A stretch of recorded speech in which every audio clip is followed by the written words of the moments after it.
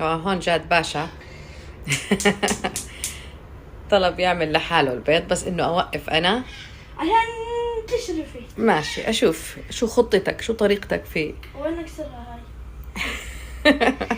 طب وطي النار، وطي الغاز، وطي خفف النار على الزيت عشان ما يحمى بسرعة. نزل، لا لتحت، نزلها لتحت ماما، لفها بالعكس. ايوه لاخر اشي، اخر اشي، اخر اشي. ايوه برافو. طيب جيب صحن. وين؟ صحن عالي صح؟ صحن من صحون الشوربة. ما انت في مرة علمتيني بس نسيت. الزيت منيح. يلا الزيت راح يحمى وانت قاعد بتتنايض. يلا اشوف.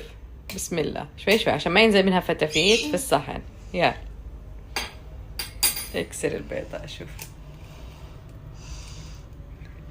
لا منك، ايوه هيك، ايوه شوي شوي.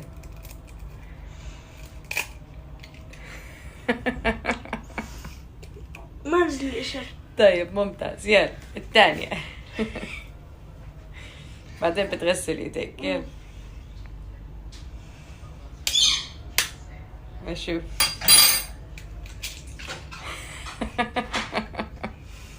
انت شو بتعمل؟ معلش، كأول محاولة بحياتك انك تجهز بيض بسيطة. طب يلا كبها بزبالة وتعال غسل. اول محاولة زبط منظر البيض. يلا غسل وتعال. انت راح تحط عليها جبنة ولا لا؟ طيب لما بدنا نحط الجبنة ما بنحط ملح لانه الجبنة مالحة. طيب اخفق البيض، حركه.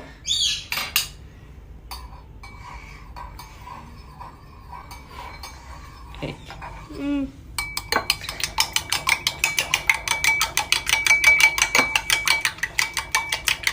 تمام. يلا ضيفوا على الزيت لانه الزيت حمي. يلا بسم الله سمي، بسم الله. ايوه كله مباشرة مباشرة مع بعضه على السريع. ايوه برافو. حط الصحن على البلاطة، افتح الجبنة وضيفها مثل ما هي فوق البيض، بعدين بتسيح لحالها. يا رب، ها يا رب. من يجيها مو هو هذه محدد هي من هون. لا لحظة اورجيك. يلا ضيف حبة الجبنة فوق فوق البيض. فوق البيض. برافو. علي النار، حميها. ايوه يلا هلا اخفقهم، بلش هيك حركهم مع بعض مشان الجبنة تسيح مع البيض. يلا لا حرك البيض مش الجبنة ماما. ايوه ايوه قلبه قلبه تقليب كامل. قلب تقليب كامل ووزع الجبنة. يلا ها برافو كمان. احسنت. انا من وانا صغير بحكي لك علميني كيف اسوي بيض، ما علمتيني. ممنوع وانت صغير، هلا صار يعني عمرك مناسب انك تتعلم. اوكي